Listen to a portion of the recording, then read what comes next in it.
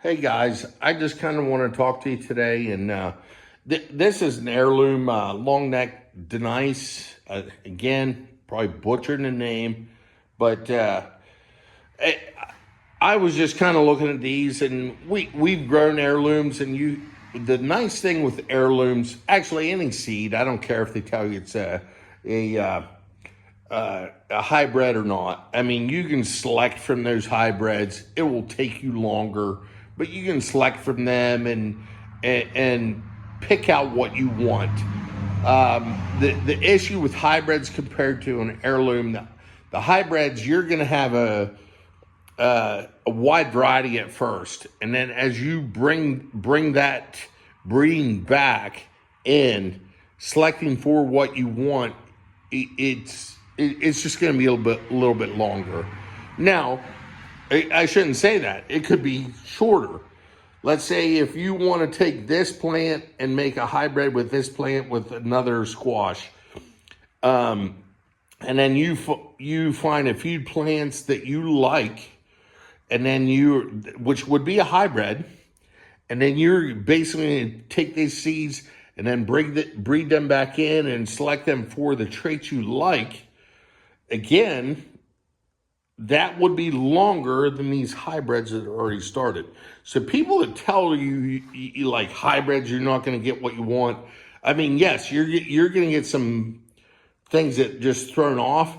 But if you take an heirloom with another heirloom and make a hybrid and then go from there, guess what? It's going to take you longer than what it will if you just start with a hybrid. Especially these ones, supposedly these are almost considered this is small wonder. These are supposedly almost genetically stable. And all that is whoever bred these is bringing them back, getting what they want, and kicking everything else out. Let's say it's orange color, whatever it is, they're throwing those seeds out, bringing them back in, and that's how you get an heirloom. So people that say, "Oh, heirlooms is everything," don't listen to that. It's not. I mean, it is, but it's not. It's kind of the same thing as that having a registered cattle, pigs, chickens, whatever. Sometimes, yes, if you're a breeder and you're selling breeding stock, 100%. That in my mind, that's what you want. But if you're not and you're just doing your own thing, doesn't matter. So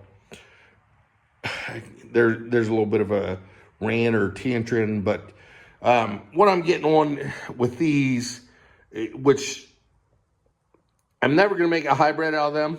These are going to all be basically sticking with this breed, or this strain, I should say, this strain of winter squash.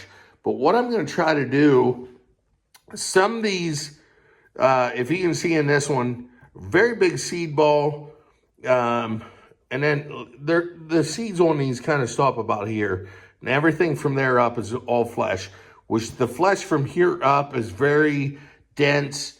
It's almost like a carrot. From here down is more like a pumpkin. So for us, we prefer, and I'm assuming everybody, at least for us here though, I'm going to say for us, we prefer the carrot consistency of this squash, where our chickens or livestock prefer the pumpkin consistency. So what I'm going to try to do, I know I said it on an old video, and we're definitely going to select for that. We're looking for the ones that are going to last the most shelf stable, but we are also going to start selecting for a larger seed ball, almost a 50-50 is what I'm going to look for. And what the reason I'm saying that is we do have a lot that this is a seed ball that is almost the same as, let's say, this is our food, chicken food, or livestock food. Let's just use it that way. Livestock food here, human food here. So what I'm trying to do, we're going to select seeds from the ones that last the longest on the shelf, that have chicken food and human food 50-50. And the reason for that is because, for one, these are way too big for us to eat the whole thing, and it's way too big for any livestock. Well, I shouldn't say that. If you have 100 pigs, I mean, yeah, you could feed them all to them. But for what we're doing here, it's too big for the chickens to clean up this end, which the chickens do not prefer this. They clean this up in 30 minutes. They don't even hardly touch this for a couple days.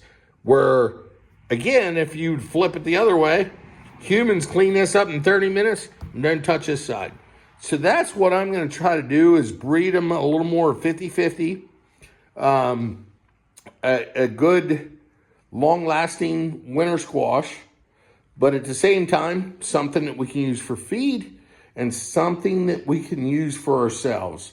Because like I said, I mean, this is a 10, 15-pound squash. It's just too much for us. So if we can cut that in half, let's say it's 10 pound, even a 5-pound squash, that's a lot of food. That's a lot of food. We can, the 5 pounds, use the other 5 pounds throughout the winter. Especially, that's why I'm trying to say we're still selecting for things that last through the winter, because we can use these all winter long then as a substitute to the big box store chicken feed. But yeah, I mean, and we have chickens, we have goats, we have horses.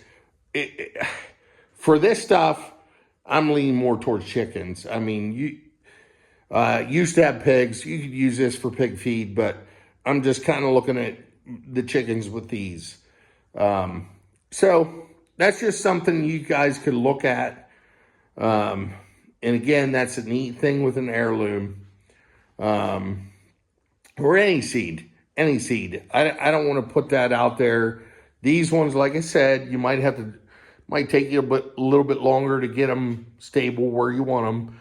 But, I mean, keep your seeds. Select for what you want and what's useful for you. So that's a long rant. Just kind of running around. I mean, just spewing information, I guess, or thoughts. I mean, let me know what you guys think below. But yeah, that's what we're going to try this year. All right, we will talk to you later.